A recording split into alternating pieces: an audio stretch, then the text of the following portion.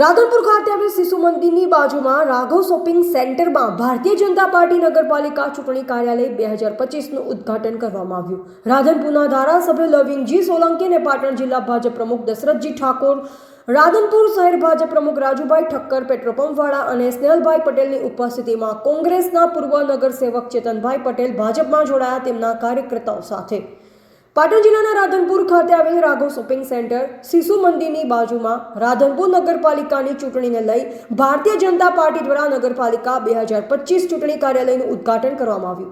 રાધનપુરના ધારાસભ્ય લવિંગજી સોલંકીના હસ્તે આ પ્રસંગે મુખ્ય મહેમાન તરીકે પાટણ જિલ્લા ભાજપ પ્રમુખ દશરથજી ઠાકોર અને નિલેશભાઈ રાજગોર, રમેશભાઈ ઠક્કર, સુરજગીરી ગોસ્વામી, રાધનપુર શહેર ભારતીય જનતા પાર્ટીના પ્રમુખ રાજુભાઈ ઠક્કર, પેટ્રોલ પંપ અને પ્રવીણભાઈ મહાલક્ષ્મી અને અન્ય મહાનુભાવોની ઉપસ્થિતિમાં ભારતીય જનતા પાર્ટીના કાર્યકર્તાઓની ઉપસ્થિતિની અંદર રાધનપુર નગરપાલિકા ચૂંટણી કાર્યાલયનું ઉદ્ઘાટન કરવામાં આવ્યું।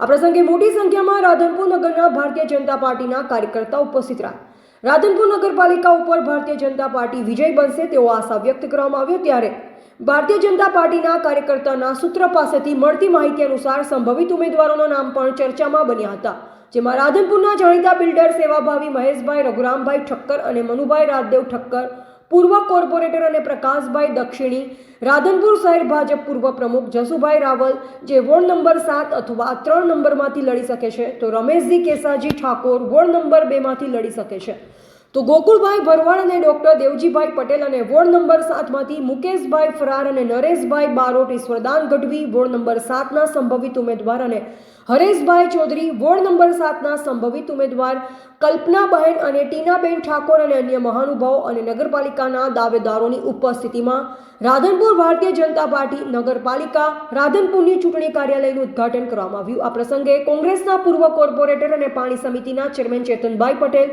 કોંગ્રેસમાંથી ભારતીય જનતા પાર્ટીમાં જોડાયા, તેમની સાથે અન્ય યુવાનો ભારતીય જનતા પાર્ટીમાં જોડાયા। સાથોસાથ ઉપસ્થિત રહેલ રાધનપુર નગરપાલિકા ચૂંટણીના પ્રભારી સ્નેહલભાઈ પટેલે નગરપાલિકા જીતવાનો વિશ્વાસ વ્યક્ત કર્યો। સાથે પાટણ જિલ્લા ભારતીય જનતા પાર્ટીના પ્રમુખ દશરથજી ઠાકોરે તેમનું કરેલ સન્માન અને ઓઢાડી સાલનું નગરપાલિકા જીતાડી વળતર આપવા કાર્યકર્તાઓને જણાવ્યું। આ પ્રસંગે રાધનપુર નગરપાલિકા ભારતીય જનતા પાર્ટી જીતી રાધનપુર શહેર પ્રમુખ રાજુભાઈ ઠક્કર પેટ્રોલ પંપ ભારતીય જનતા પાર્ટીને ભેટ આપે તેવો કાર્યકર્તાઓ વિશ્વાસ વ્યક્ત કર્યો। આ પ્રસંગે ભારતીય જનતા પાર્ટીના આદેશ અનુસાર 60 વર્ષથી નીચેના અને બેટમ સુધી ભારતીય જનતા પાર્ટીના સભ્ય રહેલ હોય તેવા ઉમેદવારોને ભારતીય જનતા પાર્ટી દ્વારા પસંદગી કરવામાં આવશે।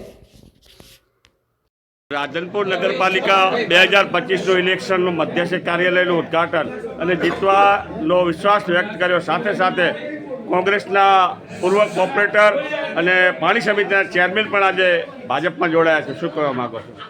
ભારતીય જનતા પાર્ટી અને આજે આગામી રાધનપુર નગરપાલિકાની ચૂંટણીના સંદર્ભે આજે ચૂંટણીનું મધ્યસ્થ કાર્યાલયનું ઓપનિંગ અમારા જિલ્લાના અધ્યક્ષ ડૉક્ટર દશરથજી ઠાકોર અને રાધનપુરના લોકલાડીલા ધારાસભ્ય જેમને હજારો કરોડના આ વિધાનસભા ક્ષેત્રમાં વિકાસના કાર્યો કર્યા છે એવા આદરણીય શ્રી લવિંગજી ઠાકોર અને ખૂબ મોટી સંખ્યામાં ભારતીય જનતા પાર્ટીના શહેરના કાર્યકર્તાઓની ઉપસ્થિતિમાં આજે મધ્યસ્થ કાર્યાલયનું શુભારંભ કરવામાં આવે। સાથે સાથે વિજયના જયનાથને જયઘોષ સાથે કોઈ પણ સંજોગોમાં ભારતીય જનતા પાર્ટીના કાર્યકર્તાએ દૃઢ સંકલ્પ કર્યો છે કે આગામી દિવસોમાં ભારતીય જનતા પાર્ટીની રાધનપુર નગરપાલિકામાં જે નગરપાલિકાનું શાસન છે એ ભારતીય જનતા પાર્ટી નગરપાલિકાના ચૂંટણીમાં ભવ્ય વિજય હાંસલ કરી અને ભવ્ય વિજય હાંસલ કરીને શ્રી ગણેશ કરવા માટેનો આજે સંકલ્પ કર્યો છે। આજે કોંગ્રેસના પૂર્વ કોર્પોરેટર અને કેટલાય કાર્યકર્તાઓ એ કોંગ્રેસ છોડી અને ભારતીય જનતા પાર્ટીમાં જોડાઈ અને કોંગ્રેસને પણ સંદેશો આપી દીધો છે કે હવે તમારો વારો પૂરો થઈ ગયો છે, તમે 10 વર્ષ માટે 10 વર્ષમાં આ શહેરને જે ગંદુ કામ કર્યું છે, ભ્રષ્ટાચારનું કામ કર્યું છે એનો રાધનપુરની જનતા જડબાતોડ જવાબ આપવાની છે અને ભારતીય જનતા પાર્ટીનો કાર્યકર્તા ઘેર ઘેર જઈ અને આ પ્રકારની વાત કરી અને ભારતીય જનતા પાર્ટીને નગરપાલિકામાં ભવ્ય વિજય હાંસલ કરવાની। 28 સીટમાંથી કેટલી સીટો? 28 જીતી જઈશું।